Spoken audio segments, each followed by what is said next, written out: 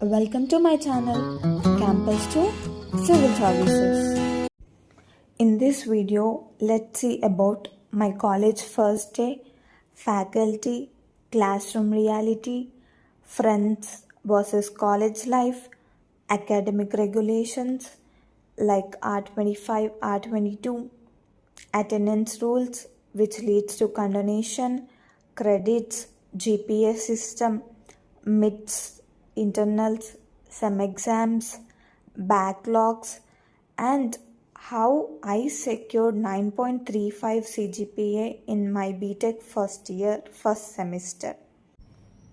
My first day in BTech. College 8:30కి అయితే నేను 7:55 వరకు కాలేజ్లో ఉన్నాను. నా క్లాస్ వెతకడానికి నాకు హాఫ్ అన్ అవర్ పట్టింది. ఎగ్జాక్ట్గా 8:35కి నేను నా క్లాస్లో ఉన్నాను.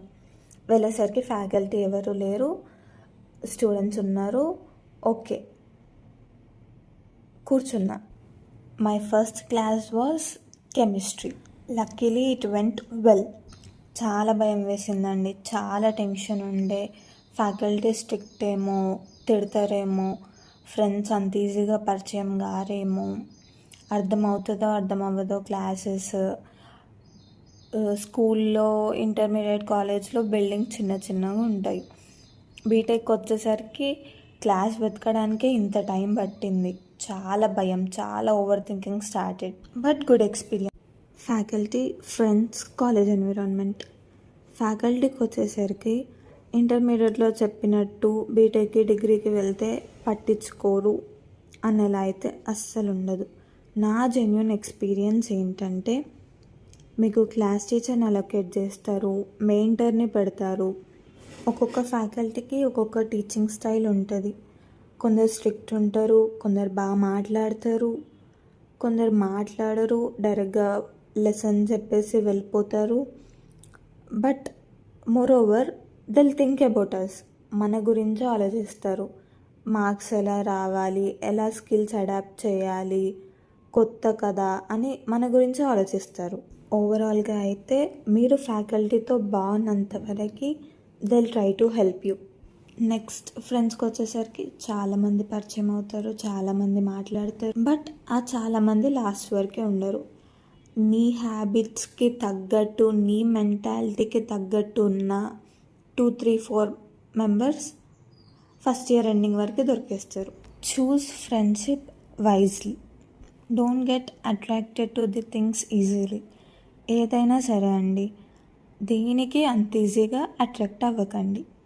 ఇక కాలేజ్ ఎన్విరాన్మెంట్కి వస్తే చెప్పాను కదా, నాకు బ్లాగ్ దొరకడానికే చాలా టైం పట్టింది. కాలేజ్ సరౌండింగ్స్, మీ క్లాస్ మీకు అలవాటు అవ్వడానికి పక్కా 1 మంత్ పడుతుంది. 1 మంత్ వరకు ఇంకా ఇది మాకు న్యూ అనే ఫీలింగ్లోనే ఉంటారు. Now let's see semester system. ఒక్క ఇయర్కి 2 సెమిస్టర్స్ అండి. అలా 4 ఇయర్స్కి 8 సెమిస్టర్స్. ఒక్క సెమిస్టర్ డ్యూరేషన్ వచ్చేసి 6 మంత్స్. ఈ 6 మంత్స్ పీరియడ్లో మనం మిడ్స్ రాస్తాం, ల్యాబ్ ఇంటర్నల్స్ రాస్తాం, తర్వాత ల్యాబ్ ప్రాక్టికల్స్, తర్వాత end semester exams, then after results. This is most important topic every fresher should know. If మీకు కావాలంటే I'll do a separate video on it. Video length ఎక్కువ అవుతుందని జస్ట్ బ్రీఫ్గా overview ఇచ్చేసానండి. Now academic regulation. నేను BTech 2025లో join అయ్యాను కాబట్టి నా రెగ్యులేషన్ వచ్చేసరికి R25 అండి. ఇట్స్ నాట్ దట్ మన ఇయర్ని బట్టి మన రెగ్యులేషన్ ఉంటుందని ఏం లేదు. యాజ్ JNTU చేంజ్ చేస్తే చేంజ్ అవుతుంది, లేదా ఇప్పుడు జాయిన్ అయ్యే బ్యాచెస్కి కూడా R25 అనేది కంటిన్యూ అవుతుంది. ఈ రెగ్యులేషన్ ప్రకారం ఈచ్ సెమిస్టర్కి 20 క్రెడిట్స్ అండి. అంటే ఒక్కొక్క సబ్జెక్ట్కి కొన్ని క్రెడిట్స్ ఇస్తారు. ఫర్ ఎగ్జాంపుల్, ఫస్ట్ నా సబ్జెక్ట్ మీరు చూస్తే మ్యాట్రిసెస్ అండ్ క్యాలిక్యులస్ అంటే మ్యాథమెటిక్స్ అండి. దానికి ఉన్న క్రెడిట్స్ 4. ఇలా 5 థియరీ సబ్జెక్ట్స్ ఉంటే 5 ల్యాబ్స్ ఉంటాయి. ఒక్క సెమిస్టర్కి number of labs and theory subjects అనేవి చేంజ్ అవుతాయి. It depends on university and your college అండి.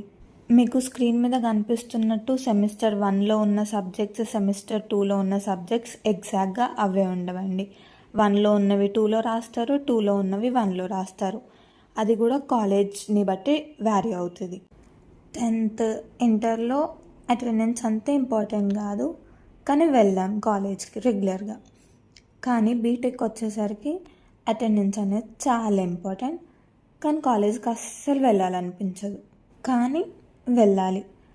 100లో 75% అటెండెన్స్ లేకపోతే మీరు ఎగ్జామ్స్ రాయడానికి ఎలిజిబుల్ కాదు, నెక్స్ట్ ఇయర్కి కూడా ప్రమోట్ అవ్వరు.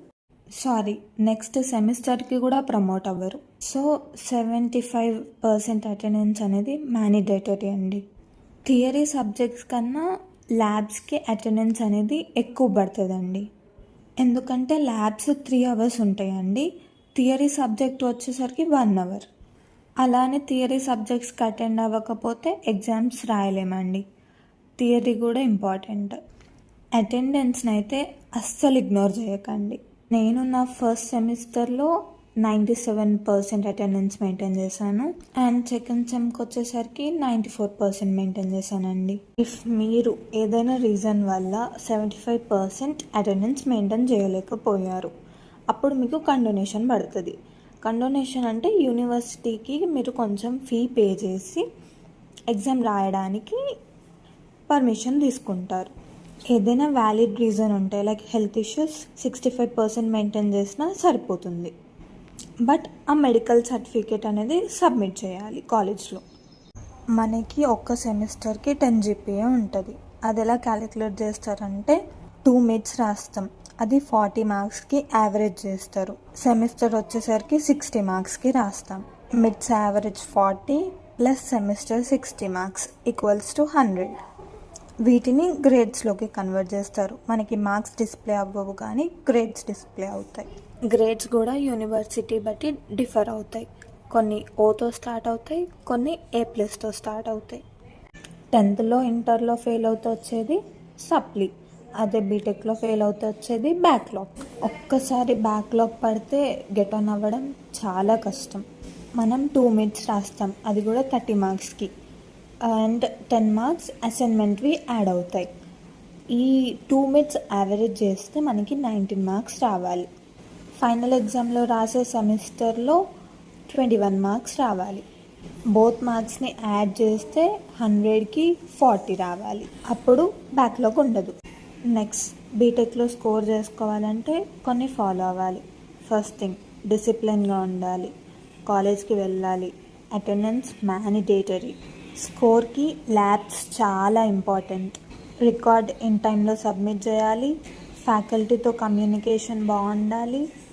థియరీ సబ్జెక్ట్స్కి వచ్చేసరికి అసైన్మెంట్స్ కంప్లీట్ చేయాలి, ఫ్యాకల్టీ ఇచ్చిన వర్క్ని ఇన్ టైంలో కంప్లీట్ చేయాలి, క్లాసెస్ని మ్యాక్సిమం స్కిప్ చేయకుండా చూసుకోవాలి. మిడ్స్కి ముందు క్లాసెస్ స్కిప్ చేయకుండా చూసుకోండి. ఇలా ఫ్యాకల్టీ హెల్ప్తో కాలేజ్కి రెగ్యులర్గా ఉండడం వల్ల, ల్యాబ్స్కి రెగ్యులర్గా అటెండ్ అవ్వడం వల్ల ఫస్ట్ సెమిస్టర్లో 9.35 సెక్యూర్ చేశాను.